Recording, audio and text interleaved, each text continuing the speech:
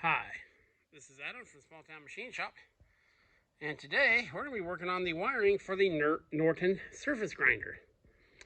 I know I haven't shown it much because I haven't used it. Most of the machining work I do is, I like to call myself a repair machinist. I, make work on motors, stuff like that. I don't do a lot of flat, surface type work to close tolerances. But this machine was completely gone through, and they don't show up often in my area, so I got it. But I do want to get into some surface grinding. So I need to get this guy wired up. And I've been on a big push, I don't know if you've noticed lately, of getting everything running in the shop. It's kind of what I do in the winters. I go through everything. So I want to get this guy going because I'm going to move it, I think, to the front of the shop. Now when I got this, he was using this to... he had a rotary phase converter behind this on the wall, and he was powering it through this somehow, so he undid some of the wiring. But it doesn't look like there's really that much to it.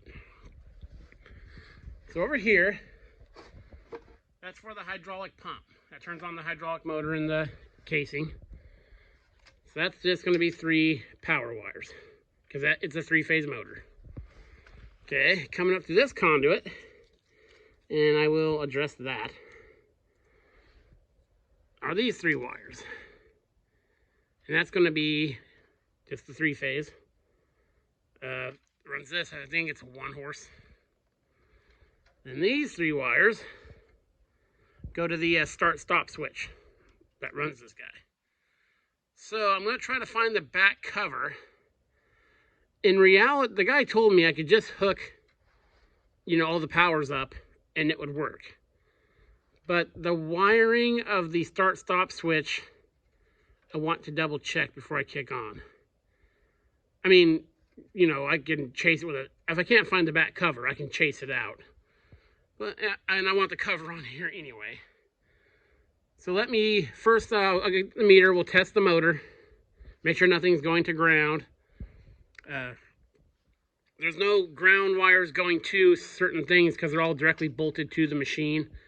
Like, there's no reason to run a ground wire from the motor up into this box, because this box is directly bolted to the frame and the motor is bolted to the frame. I typically do. I like to overkill grounds, but yeah. Since everything is metal and everything's touching, and I'll, of course the incoming power will have a ground, So yeah, let me grab my gauge or my tester and try to find this cover, and let's see if we can't get this thing going today. I'll bring it back. Okay, found the lid. Went over everything. Everything looks good, wiring wise. So I'm gonna address all this. This does not need to be that long. So put new ends on them. I'm gonna change out these ends. I do not like these on. It's one thing you're wearing in a car stereo or something, but 120 volt, I like the ring terminals. There's no way it can slip off there. So redo these ends, shorten everything. Get all tucked in there nice and pretty. Bring my ground in, gonna put it in right there. I took the bolt out. I have a really small wire brush. Ran through there, cleaning any paint off the thread so that there is a good ground. And yeah, I went to the store and got a power cord. And yeah, we should be able to kick this guy on today. We'll see, I'm not feeling very well. I'm catching my spring cold. So I'll see how far I get. I'll have you guys watch me do this in fast motion or whatever. Yeah, cool. Well, I'll get set up and let's get this done.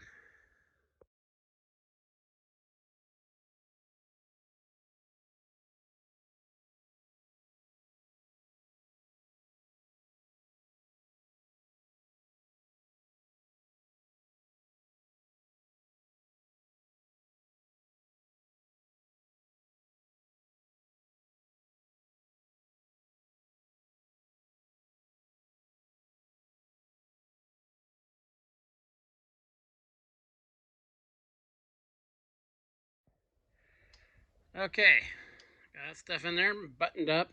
Not zip tied or anything yet, but shortened and secured. All I gotta do now is bring in the power cord, and yeah, should be able to kick it on. So let me get to going on that, and I'll bring you back. Okay, I got it all wired up, but I'm gonna call it a night.